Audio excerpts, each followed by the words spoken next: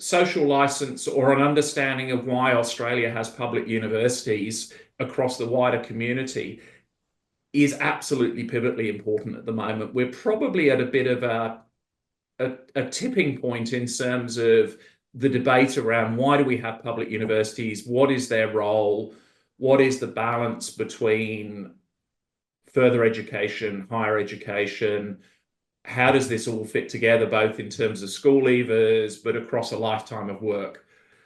Economic challenges, cost of living, thinking about the value of that qualification. And I think if you look around the HECS component of social license that came to light last year, what brought that on? There was no change in the HECS system, but it was just years and years of CPI inflation being very low and nobody really noticed it. 1 year of 7%, and it prompted a conversation. But we're at a point where the university system is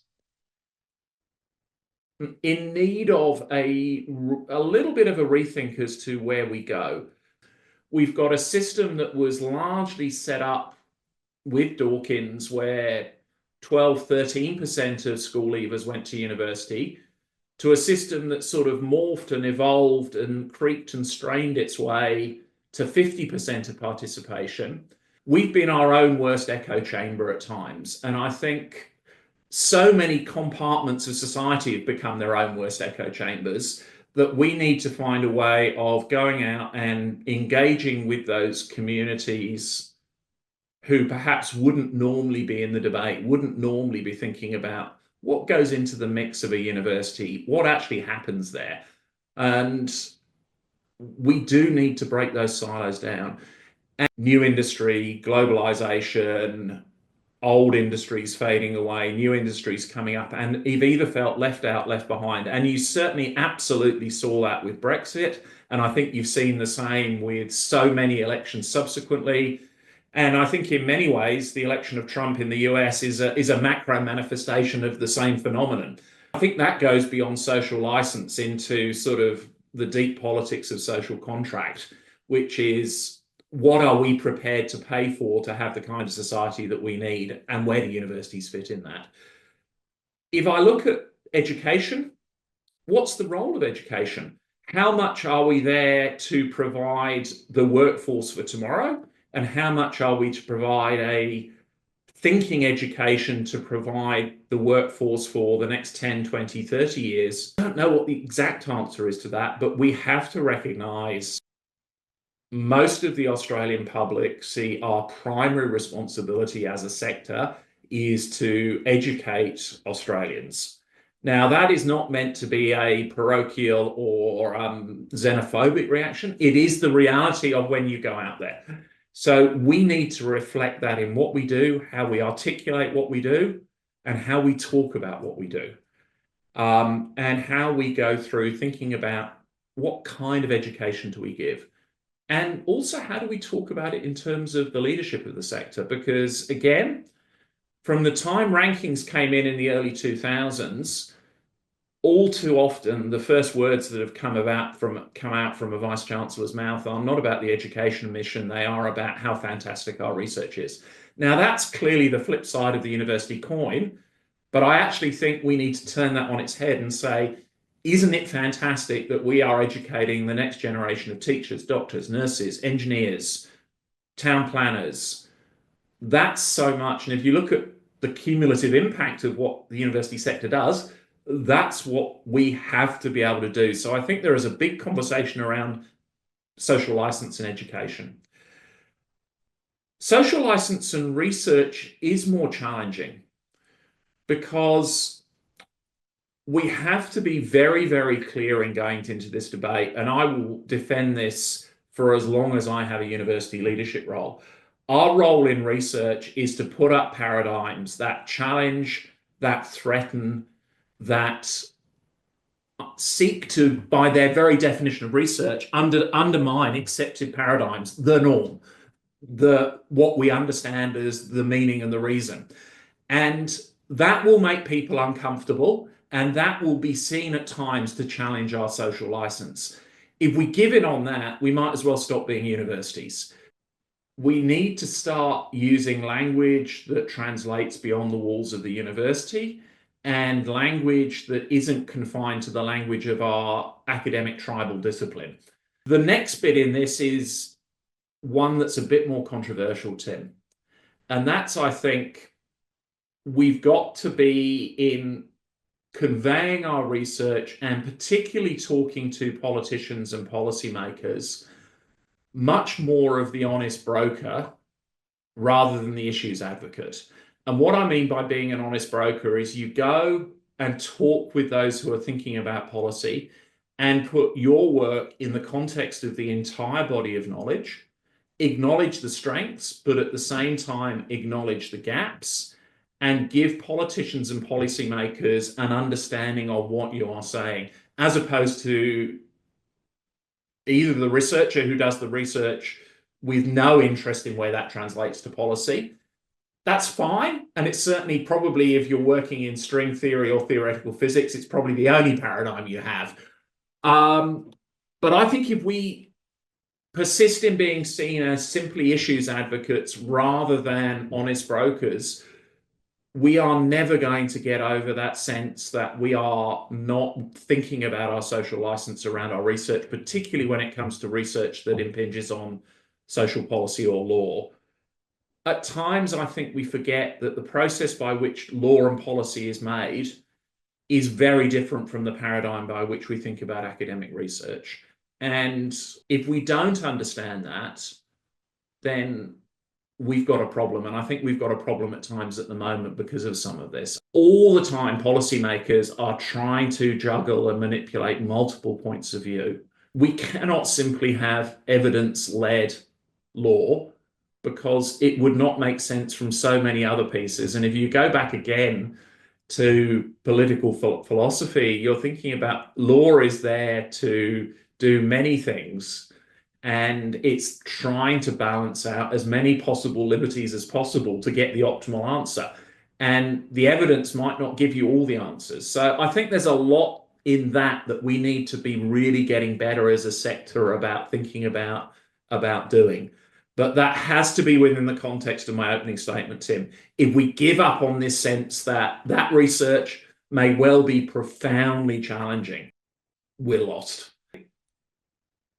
The third paradigm or third pillar is this notion of the operations of the university. The premise that what we have is broken is wrong. What we have is a system that has adapted to do the best it can in the settings that we have to operate. That has resulted in a number of difficult and uncomfortable decisions that now perhaps has put us in a position where the end consequence of that has been where we are now. So if we look at internationalization, for 23 of the last 25 years, governments in Australia of both colours have encouraged or indeed mandated that we go out there and seek to grow our international profile, our international footprint, grow that part of what we do because it was seen to be a good for the country. That has now resulted in a number of fault lines. It has come together now. It's a good debate to have, but I think we're at a point of resetting. Everybody talks about, well, that growth in international revenue has enabled us to grow our research machine. But it's a whole lot more than that. And I can speak just for Deakin. Without that, we would have struggled to invest in our educational infrastructure across our university over the last 10 to 15 years. We certainly would not have the future economy precinct at Warm Ponds with the startup space, the manufacturing futures piece, many of the other things that we've done that people like to talk about, like to come and visit and see. Where's that come from? It has largely come from our ability to grow Deakin through international education. And many of the outreach activities that we do, whether it's supporting community sport, whether it's supporting what we do in Warrnambool, where's that come from? It has come from the back of that international, growing the scale and size of the university to support that complexity. Part of where we need to go now with social license around international student numbers is an understanding of what we are doing and why, and a mature debate around what does the country want from its universities. We also have to recognize as a sector that we educate international students not by right of being universities, but at the gift of the Australian people. And I think a little bit at times we've sort of forgotten that bit of our social license. And I think we just need to step back and remember that piece. The growth in the administrative body, I mean, you've seen it, I've seen it. You read the below the lines comments about any article in any paper at the moment around universities. You don't have to go very far to see a raft of comments around, oh, you're in trouble because all you've grown is administration over the years. Undoubtedly, the number of administration roles in the universities have grown, but a lot of that has grown because we've become complicated, more diverse institutions. Again, if you look at Deakin, we're operating on 4 campuses in Australia now. That means, by definition, study spaces, libraries, sports, all the rest, you're duplicating. And that requires duplication of roles. The expectation of reporting and compliance, it's gone up enormously.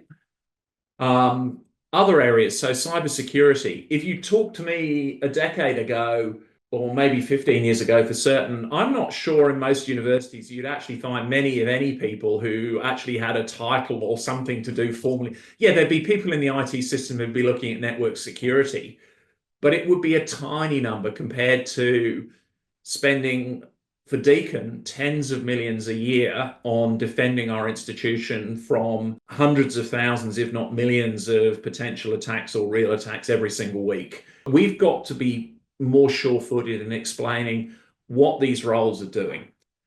The very voices that will criticize universities in the plural will often be extraordinarily supportive of their local university in the singular. In the singular, those voices understand what's going on because you've had the time to talk to them. They can see beyond the surface. But I've talked with my colleagues, I've talked with others around this paradox of loved in the singular, not quite so loved in the plural. I think we have marketing messages out there that are sometimes written with only one voice in mind, which is, does this appeal to the community within the university now? Therefore, it will appeal to those who are going to be in the community in the future, as opposed to how do we communicate what we do in a more accessible way? Now, I'm going to get myself in trouble with the next comments because every time you compare marketing of a university with marketing of a product, people get really nervous about why are you there? When you look at an advert for a car, you do not see a list of specifications of the car, the number of cylinders, top RPM, sort of where it sits in the listing of ratings. It is a message that is largely driven by what segment of the market are you going to appeal to and emotion. When we come to think about marketing the sector, I think we do need to step back because we do tend to market the sector as a whole in the same, a macro version of that. Let's tell you about the details, as opposed to let's talk about those sort of more gut feelings. What do you remember about car ads? It's not the specs. You remember the ones that work. A Volkswagen ad that works because you just get the solid clunk of the door closing at the end. There are so many like that. So I think we've got to actually step back and think about the marketing messages we want, why we're doing it. And I think we probably need to mature in the way that we think about this. And it's hard because these are not the messages that would work within your professional discipline, or if you were going about talking about your research and other things. It is a very different set of messages. I don't have a clear set of answers, but I do know that more of the same is not going to do what we want it to do. And I think we need to try some different stuff. There's a quote that I've used a few times within Deakin that Clark Kerr wrote, which I think is one that I don't know how easy it is to put in place, which is our job is not to protect students from difficult ideas. It is to give them the skills to deal with difficult ideas. And I think we've almost tippy-toed our way around this too hard at times and left ourselves open to criticism.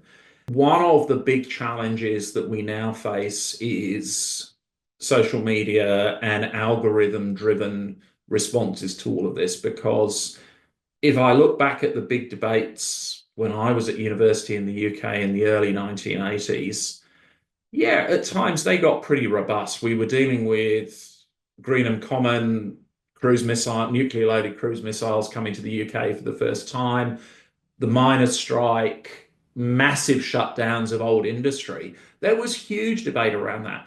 But in the main, people would have the debate and then they would retire to the student union or the pub and have a beer together and continue it. But it was, you weren't being segmented by social media and algorithms into just completely separate thought bubbles. And now I think the problem with almost all of the issues we're dealing at the moment is that middle ground has just got so hard to find that I think if we don't play our role, we are more at risk of the culture wars. But I think if we play our role, we could actually be part of the solution to this. I've got to remain optimistic. And I think that bit is the optimistic bit, that if we do it well, we're part of the solution, not just a victim of.